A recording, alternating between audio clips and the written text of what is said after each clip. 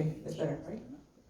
So, have you ever dreamed about seeing your distant ancestors or descendants? My name is Kardanova, and today I would like to talk about time travel. I've always thought that seeing the past or the future would be a great experience. Just imagine, you could see how Napoleon attacks Russia, how Martin Luther King makes his I Have a Dream speech, how Putin leaves his presidency and who takes his place, or what the world looks like in a couple of thousand years. This has always interested me, and so I've made some research recently. So far, time traveling, as it is usually understood, is impossible. People haven't yet created such a machine that would be able to send one backwards or forwards in time. Many have dreamt about it, fewer think how it can actually be made, and even fewer do anything about it. Because of this, many people think time traveling is and will always be impossible. However, this might not be so. First of all, going forwards and backwards in time isn't the same thing. People don't understand it. They think there is no difference. The main problem is that while the past has already been created, the future is yet to come. No one has been in the future. Our world there basically does not yet exist. Is it a problem? Yes. How will time travel solve it? Well, we don't know. At least not at the moment.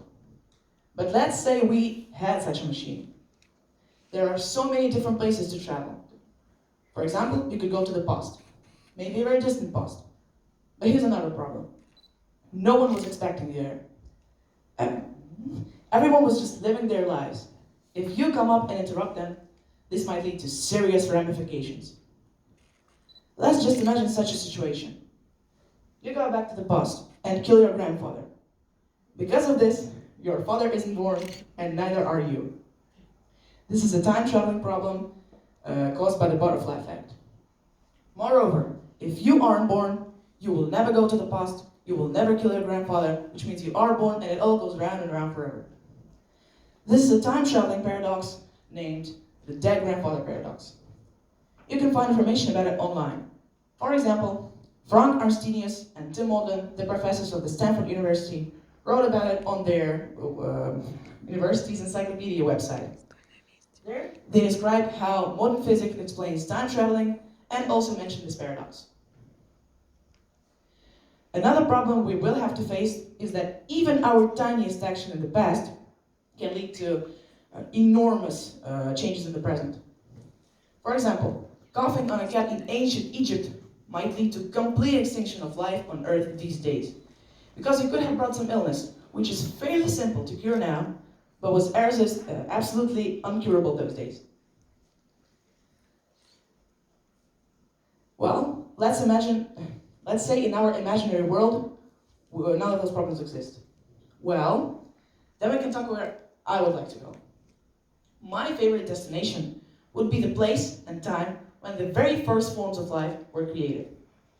And due to the fact that we have a time machine, I would like to go on a quick journey from the beginning to the present day. Just imagine, you could see the whole process of evolution, all the steps of how the simple bacteria were turning into the people of today. And I am sure I'm not the only one to choose this time period to travel to. Many people interested in biology or geography would love to join me on my trip to ancient times. Another reason I would like to go to the past is because in the future, I would have a very high risk of making a so-called time loop. This is when one relives some period of their life, again and again and again, remembering the previous repetitions, while all the other people stay act absolutely the same way. Like in the movie Groundhog Day. Such a cycle is very hard to get out of, so I would prefer not to get into one if I could. Overall, I don't deny that maybe someday people will be able to travel through time. But unfortunately, we, the people of the 21st century, won't be able to see it, which is quite sad. So all we can do so far is imagine time traveling and explore it through arts, cinema, and literature. Perhaps this is an even better way because there are fewer risks for you and the world.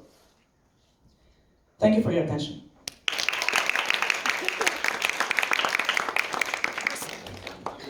Oh, sorry. travel back through time, what would you tell your 5-year-old self? That's a good question. I have many things to tell him. First of all, going to school is important. And I should plan my time much better than I did that time. And the second thing is I should, in some situations, trust myself much more than I did in my life. Because this is very important.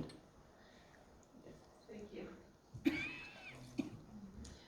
What would you tell the future people about today's people?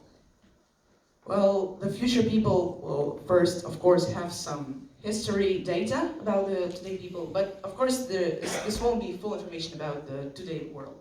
So I would tell them about how we're reading books today, how we're watching films today, just like their daily routine with our eyes, and our daily routine with their eyes. Just to show them how our times differ, and that it is very good that we have different times. So that is what I would tell the future people. Thank you. Thank you.